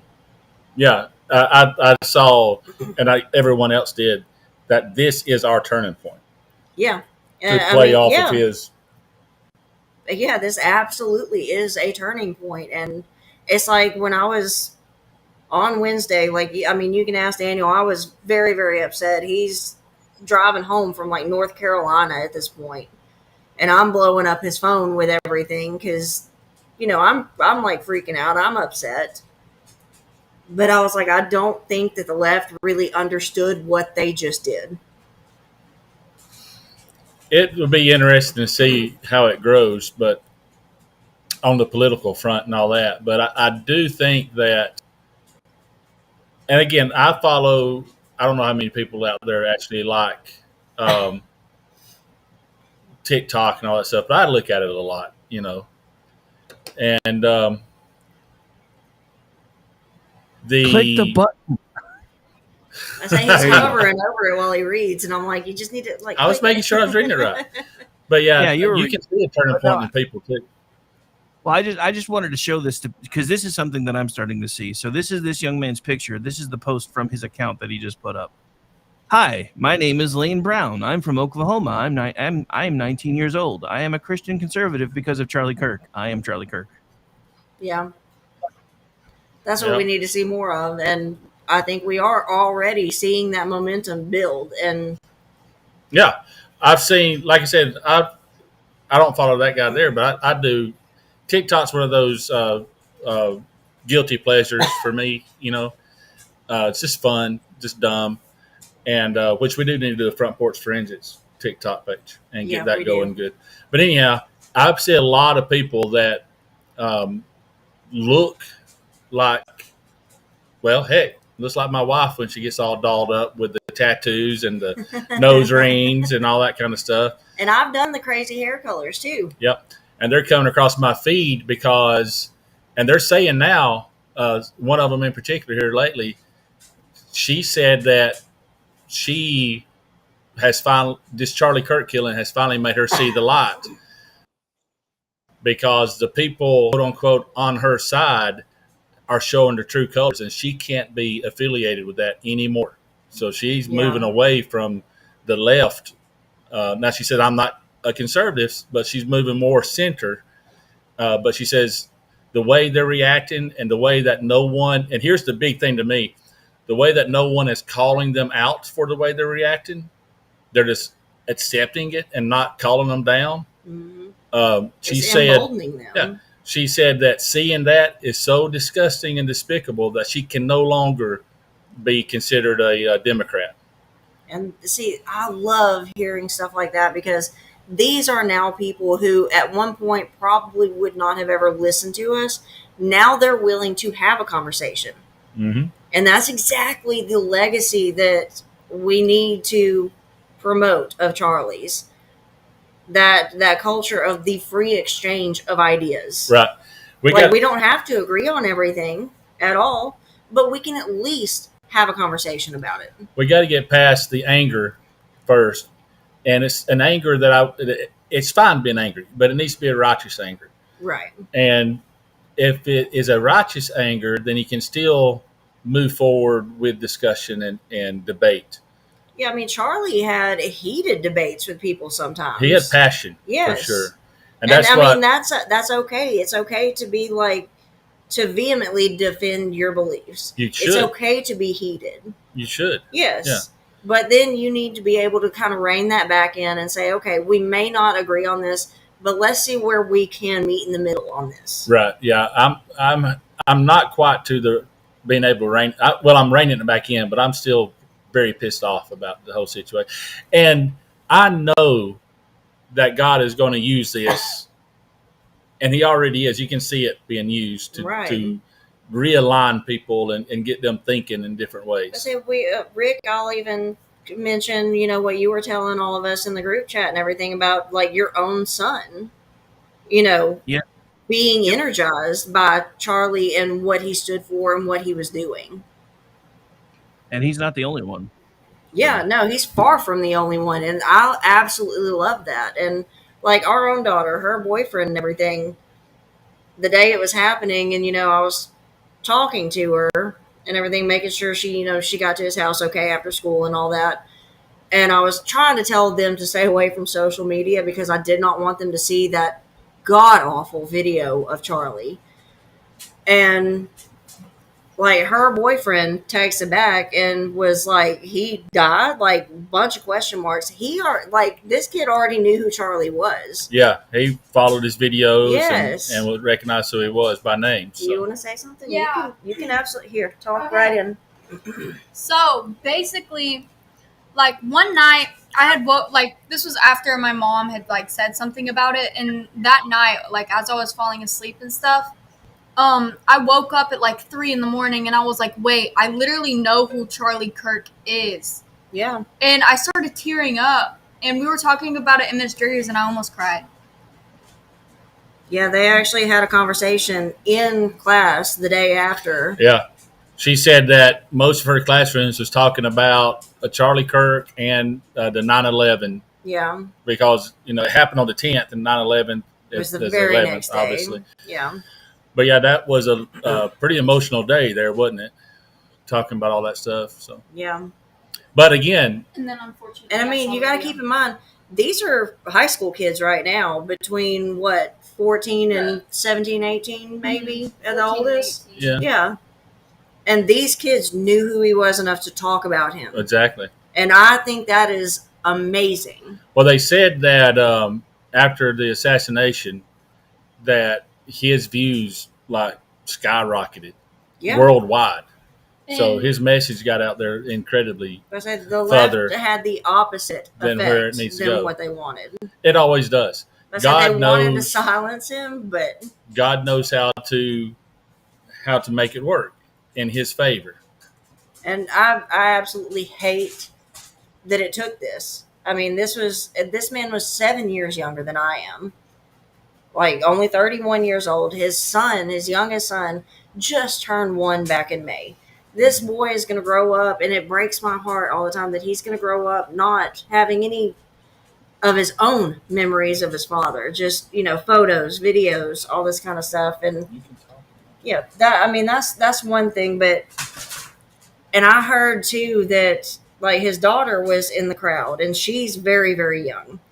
And when the shot rang out, I heard that she was so afraid she instinctively wanted to run to him. And apparently, I don't know if this. Well, no, the mom was talking about it. So Erica Kirk had went on like the news. Yeah, to just like talk about it, and she was saying, and her daughter was saying like, "Oh, when's Daddy coming home?" And she's like, "He's on a business trip with Jesus right now. He's gonna work to pay your blueberries or something." Mm-hmm.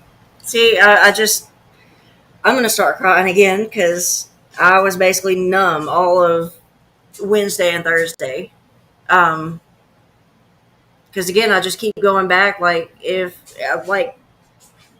you instinctively kind of imagine yourself in that situation. Like, what would I ever do if I saw something like that happen to you? What would our daughter do?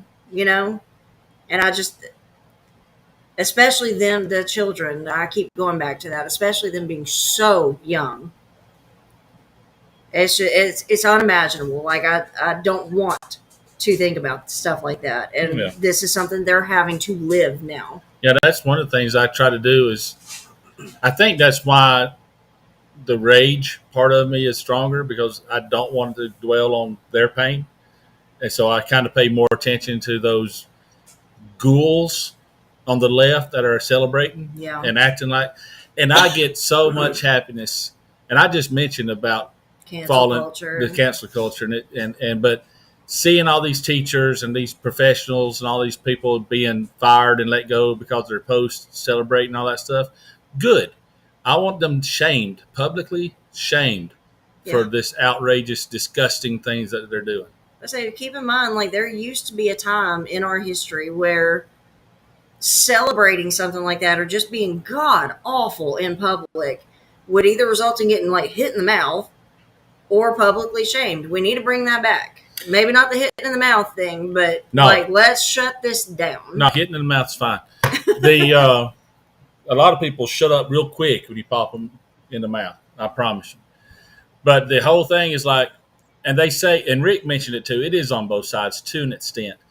But you don't see the right celebrating death like the left does. It just doesn't happen. There may be a few cases. I get it. They are. But if you look at the percentage and the volume and just the sheer celebration factor of it, it's not. It's coming from the left. I remember when Beau Biden died.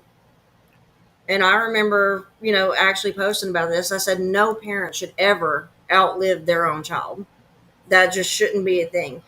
And you and your own, like that side of the family, your parents have experience in this. And I saw how devastating this has been on everybody, especially them. There is absolutely no way on God's green earth that I would have ever thought, because I don't like or agree with Biden, that I'm going to sit there and say it's a good thing that his son died. Absolutely not. There is Right. absolutely no part of me Nope. that ever even went there in my mind. Not at all. And I think that's with the majority of us. And this is just, and yes, okay, it's the extreme left that are celebrating. I get it. Fine. The normal folks on the left are not calling them out for it and shutting them down for the most part. And they should be. They are some, and I give them kudos to those. Yeah. You should call them down. Props where props are due. You get that ancient asshole and the Democrats up there saying, "No, we all need to come together now. This is the time that we should reach across the aisle and come together like that." Y'all been calling us Nazis and fascists for a decade. Now you want unity? Are you kidding me? I don't know. There's no making sense of like this faction of the left side of the spectrum. No. You can't make it make sense. And it's what's sad is Front Porch Friends, we do shows about death. I mean, we do. True when it crime boils is a down big to it, it's usually death. Okay. murder specifically. We started the show. We made a decision that we would not get political. That we was going to stay away from politics because we have plenty of other political shows on klrnradio.com, and they are amazing at it. They have great input. They have great knowledge. They are even tempered. They do a extremely good job with their shows on politics. So we thought we're not going to do another political show on klrnradio.com. We need to have him. We need a hot button of him doing the .com. So, but damn it, here in the last year, they're making it impossible. Yeah, we started trying to kill the politicians, so you don't have a choice. It was 2 weeks ago when we done our show about this, about the school shootings and the lot and the. Oh, and there was another school shooting the same day that they assassinated Charlie. But it's getting to the point that if we're going to do current events, it has to be political now. Yeah. Because it seems like every major murder or event is political now. We don't have, you know what? Give me a normal, down the center, not left, not right, serial killer, current day that I can talk about. Well, okay, I don't want somebody shooting Charlie Kirk with a rifle or some crazy lunatic walking into a school shooting children because of political differences. Just give me a normal monster that I can talk about. Explain. Like, that's easy to talk about. That's a set kind of almost trope, I guess. I guess what I'm going to have to do is start a new klrnradio.com radio show, maybe in the afternoon drive time or something that's just about political monsters. Just do like what really grinds my gears and just have a show where you just rant for an hour. I can rant for I could absolutely rant for an hour every damn day. Monday through Friday, 3 to 5. But yeah, okay, we have had, look at Gacy. Gacy was involved in Democrat circles, but Bundy was involved in Republican circles. They were normal monsters and everything. I mean, yeah, they were involved in politics, but that did not drive their crimes. Exactly. Their crimes wasn't political driven. That's what I'm getting at. I thought doing a show about this, we wouldn't have to get political. But here lately, we have to. I was about to say, whenever true crime intersects with politics, we are going to just have to suck it up and understand that we can't escape the politics of that situation. Right. And I hate that. Like, I absolutely do. That's the reason I wanted to do the Green River Killer tonight, because to me, like, I mean, it's still... I still, like, I can't get that video of Charlie out of my mind. I wish I had never seen it. Right. So I, honest to God, did not want to talk about Charlie anytime soon. I know. I'm glad we are because, I mean, again, his legacy needs to be remembered. That momentum needs to keep going. And it's good to get it out of your system. If you can talk through it, you can get through it. You know. Yeah, and I mean, it still is just painful. I never knew the man in person. Like, I mean, we maybe commented a couple of times, like over the years I've been on Twitter, back and forth.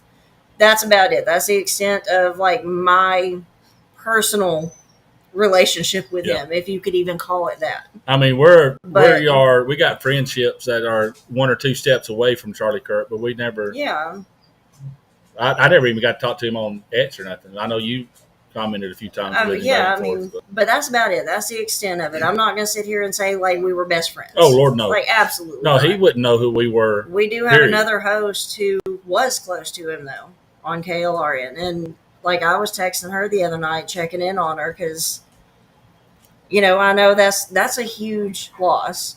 It's a huge loss for me, and again, I really had no relationship with the guy, and it was still upsetting, and I was numb for a day and a half, 2 days about it. Yeah, he reached literal millions, Yeah, and and they silenced him with a gunshot, but they didn't end him because they amplified his voice, if anything. yeah, because his outreach has went so into the stratosphere afterwards, and I think, like you said, I think God is going to use this to create more Charlie Kirks. Absolutely. And to get his word out.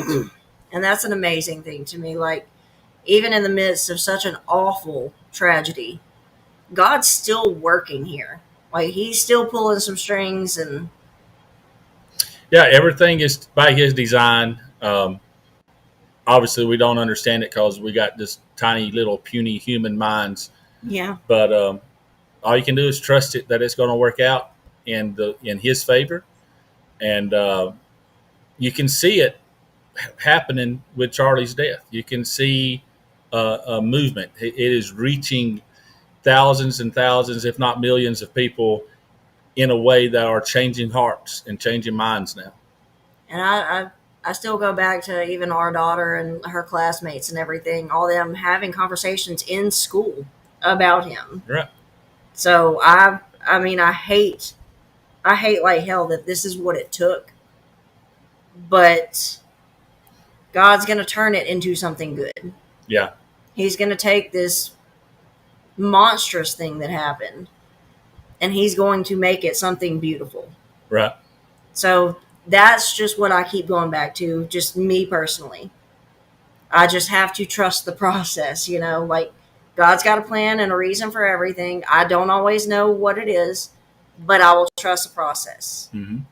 I always say, like, me, I'm a book nerd. I trust the next chapter because I know the author. Yeah. And in this case, that works out. Now, in the case of Stephen King these days, no longer can you trust him because he's become so dang political. He's ruined his last 2 No, books. he did actually. He tweeted out, one of those things going around about Charlie that Charlie advocated to execute gay people. He later actually deleted that tweet and apologized for it several times. It's absolutely untrue. Yeah, but the fact that he was willing to say, "Hey, I got this wrong."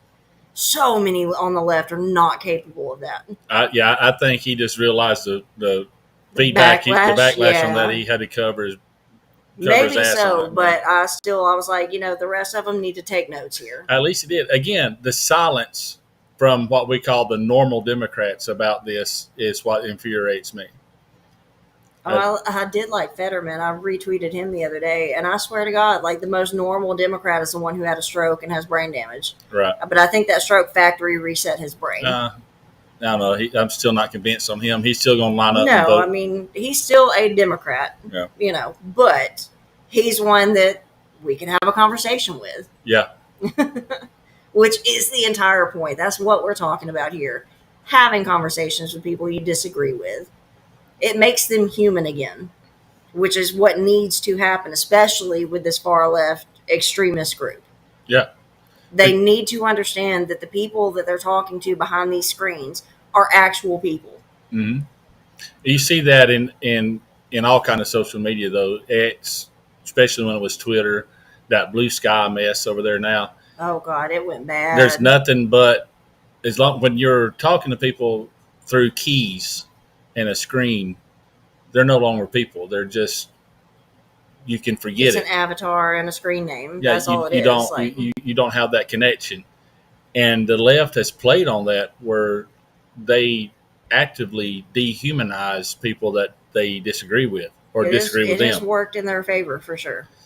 and from years and years and decades even of that happening, you see it playing out now that human life has no value to many people now.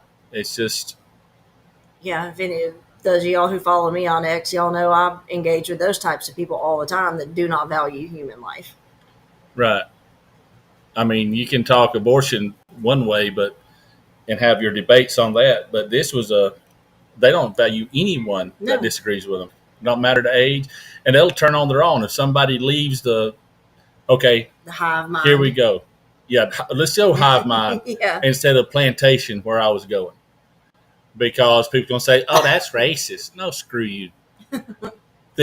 When they leave the fold, okay, and they had the audacity. Look at Elon Musk, where he left the fold and he went across the fence to the right, so to speak. He didn't even go to. He wasn't conservative. He's still not a conservative. Yeah, he just went a little bit outside of the mainstream left, and they immediately turned on him. They hated the man. They was burning Teslas in the streets. They were talking about and hoping somebody would quote unquote Luigi him. Exactly. Yeah, they was asking for and hoping Calling for their his his death. assassination. Yeah. All because they disagreed, had the audacity to disagree with. Now, I mean, he did the perfect meme, though, is, the little stick figures on the line graph there where it's like center, left, and right.